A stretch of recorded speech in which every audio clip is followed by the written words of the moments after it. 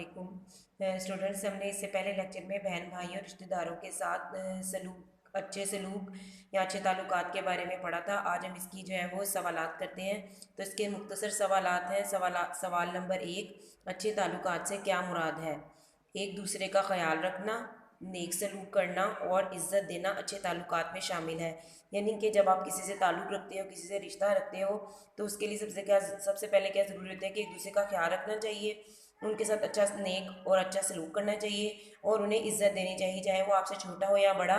ये सारी बातें जो है अच्छे ताल्लुकात में शामिल होती हैं। अब सवाल नंबर 2 है, हमसाए या पड़ोसी का क्या मतलब है? हमसाए या पड़ोसी का मतलब है साथ या करीब रहने वाला, यानी जो आपके घर के बिल्कुल साथ रहते हैं, बिल्कुल करीब रहते हैं, वो आपके हमसाए या पड़ोसी कहलाते हैं। अब आते हैं तफसीली सवाल की तरफ। तो तफसीली सवाल नंबर 1 है कि अल्लाह ताला लोगों से अच्छे बर्ताव के बारे में क्या फरमाता है? और अल्लाह की इबादत करो, उसके साथ किसी को शरीक ना ठहराओ, और वालिदैन और रिश्तेदार हमसायों, अजनबी हमसायों और पास बैठने वाले साथियों के साथ अच्छा सलूक करो। यानी कि अल्लाह ताला खुद भी फरमाते हैं कि मेरी इबादत करो और अल्लाह के सिवा किसी को शरीक यानी किसी को साथी ना ठहराओ। जो भी मांगना है वो अल्लाह ताला से मांगो और सिर्फ अल्लाह की इबादत करो। और इसके साथ साथ ही अल्लाह ताला जो है वो वालिदैन, रिश्तेदार हमसायों, जैसे कि मैंने आपको लेक्चर में भी बताया था कि रिश्तेदार हमसाए वो होते हैं जो आपके साथ रहते हों और हमसाए भी हों और आपके रिश्ते में मामू, चचा, खालू या फूफा कोई भी ताल्लुक हो रिश्ते में, तो वो भी आपके रिश्तेदार हमसाए हैं। अजनबी हमसाए, जैसे कि मैंने आपको कल लेक्चर में बताया था कि आपके घर से जो है वो अगली गली हो या उससे अगली गली में भी रहने वाले लोग जो है वो आपके हमसाए कहलाते हैं। उनके साथ भी अल्लाह ताला ने अच्छा सलूक करने का हुक्म दिया है।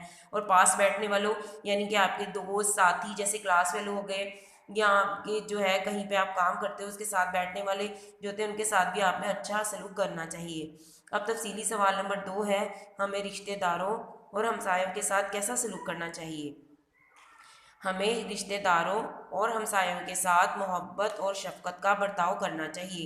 यानी कि जो हमारे रिश्तेदार और हमसाए होते हैं उनके साथ हमें मोहब्बत और शफ़क़त भी प्यार से जो है वो अच्छा सलूक करना चाहिए। नंबर 2 है, ज़रूरत के वक्त उनकी माली मदद करनी चाहिए। यानी कि आपके किसी रिश्तेदार को, हमसाए को जब पैसों की ज़रूरत हो या उसके पास खाने पीने के लिए, अपनी ज़रूरत पूरी करने के लिए पैसे मौजूद ना हो, तो उनकी पैसे देकर मदद की जा सकती है। सवाल नंबर 3 है, खुशी के साथ उनके गम में भी शरीक होना चाहिए। यानी कि अगर आपकी किसी रिश्तेदार को, किसी दोस्त, हमसाए को की खुशियां हैं, यानी कि कोई शादी ब्याह है, कोई सालगिरह है, आप उसमें तो शरीक होते ही हो, लेकिन उसके साथ साथ आप उनके गम में, यानी कि किसी को कोई परेशानी है, कोई बीमारी है, उसमें उनका ख्याल रखो, उनकी मदद करो, उसमें भी आपको जो है उनके साथ देना चाहिए।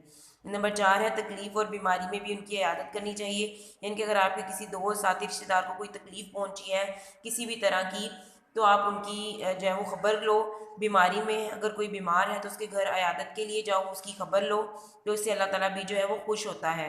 नंबर 5 है, उनको खुद से कमतर नहीं समझना चाहिए। यानी कि अगर कोई गरीब रिश्तेदार है आपका, या अगर आप अमीर हो या आप अच्छा खाते पीते हो, तो अगर आप आपके कई रिश्तेदार, दोस्त, साथी जो है वो थोड़े गरीब हैं या वो अपनी ज़रूरत को आसानी से पूरा नहीं कर सकते, तो आप उसको भी जो है अपने से, यानी कि कमतर, यानी कि उनको अच्छा और नीचे नीचे दर्जे का ना समझो, बल्कि उनको अपने बराबर समझो, जिस तरह अल्लाह ताला ने भी सबको बराबरी का हुक्म दिया है। अब आपके ये जो सवालात थे, दो मुख्तसर सवालात और दो जो है वो तफसीली सवालात हैं। अब आपने इनको अच्छे से याद करना है। जो नोट्स आपको दिए गए हैं उसमें उसको मद्देनज़र रख के आपने इसको कॉपी पे लिखना और याद करना है। शुक्रिया, अल्लाह हाफिज़।